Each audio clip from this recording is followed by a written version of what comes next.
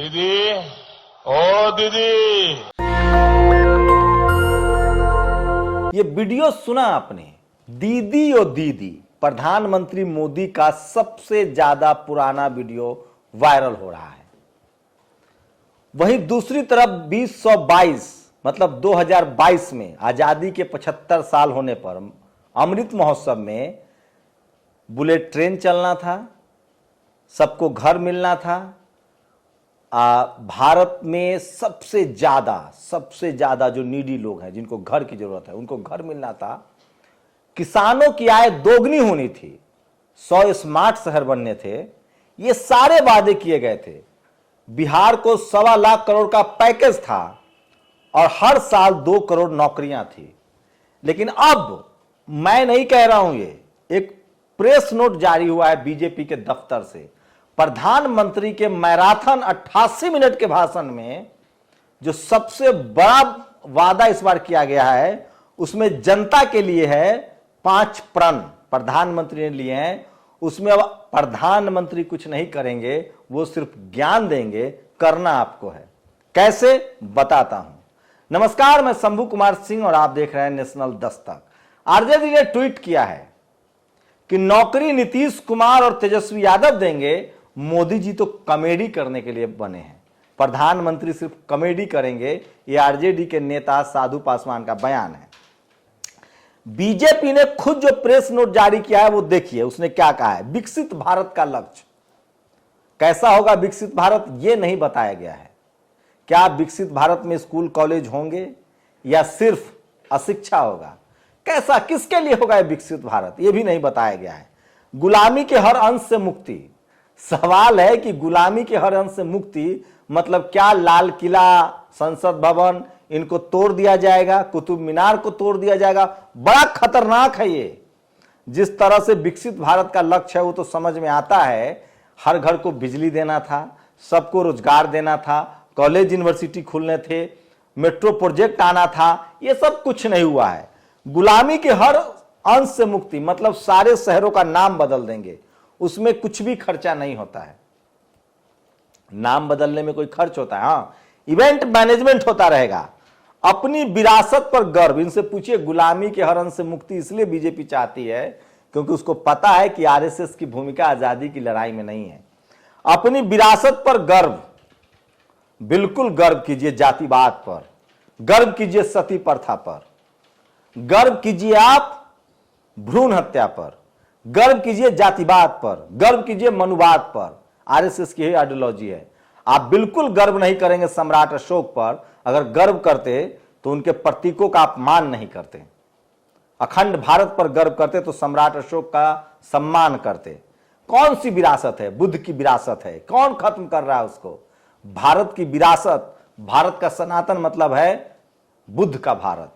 एक विशेष कार्यक्रम भी लाऊंगा, हमारे साथ भंते सुमित रत्न होंगे। एकता और एकजुटता, कौन इस देश को हिंदू मुस्लिम में बांट रहा है? कौन इस देश को धर्म में बांट रहा है? कौन इस देश को जाति में बांट रहा है?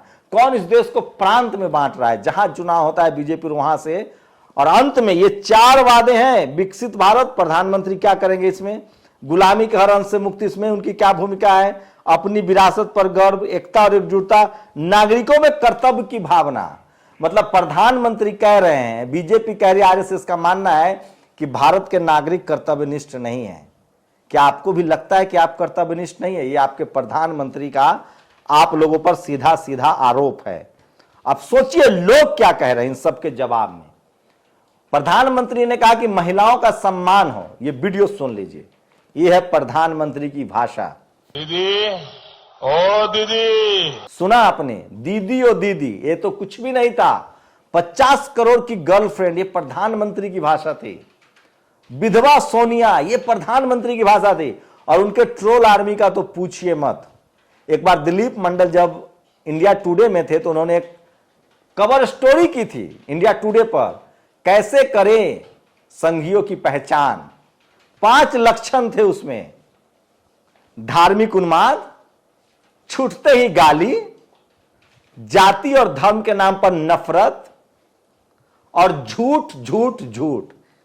तो सोचिए ये है प्रधानमंत्री की स्थिति। नौकरी सबको तेजस्वी यादव से चाहिए, मोदी तो मनोरंजन के लिए 8 साल से प्रधानमंत्री हैं। सोचिए किस तरह से यूपी में महिलाओं को पर्चा भरने से रोका गया था।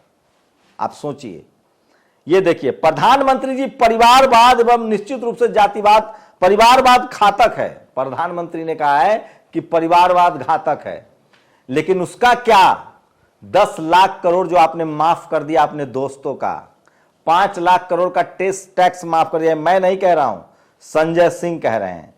पूरे नहीं हुए नए संकल्प और पकड़ा दिए अंधभक्त तो खुशी से झूम उठे, काला धन वापसी। ये देखिए सूर्य प्रताप सिंह ने एक ट्वीट किया है। तमाम सवाल आज प्रधानमंत्री से पूछे जा रहे हैं।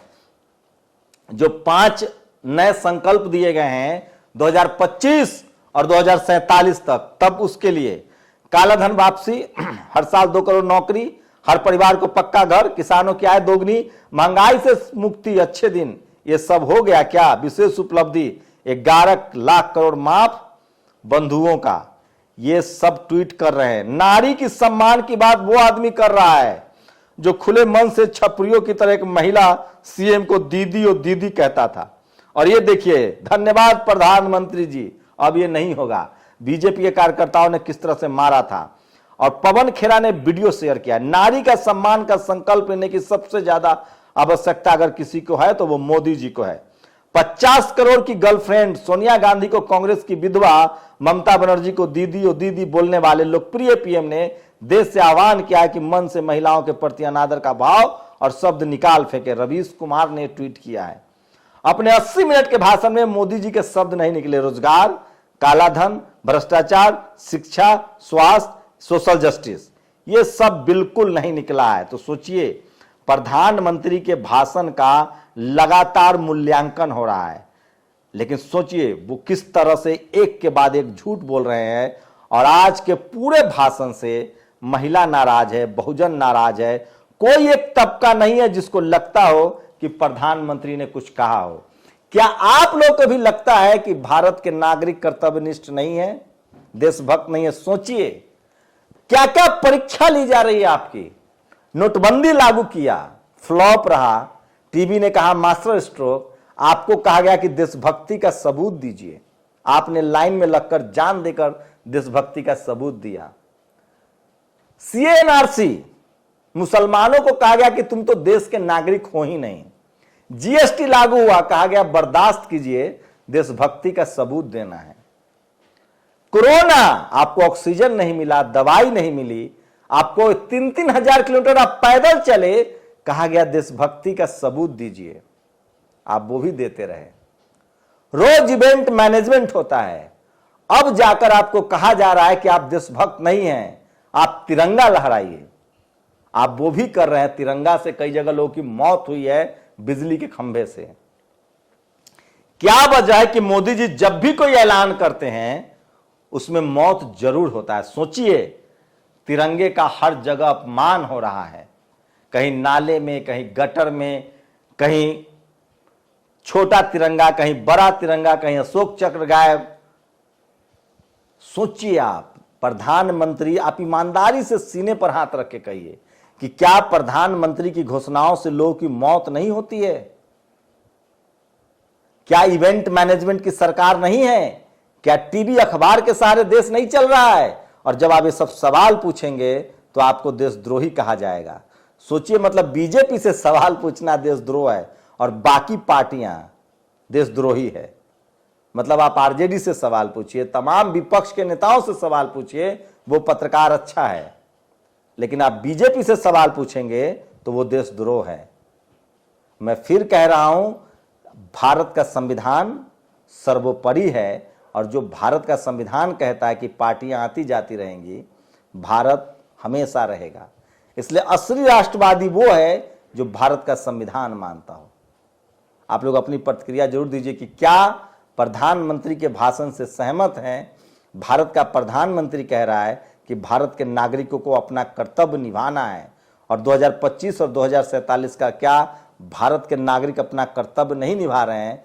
क्या भारत में सबसे ज्यादा प्रॉब्लम कहां है, आम नागरिकों में या सरकारी संस्थाओं में और सरकारी लोगों में?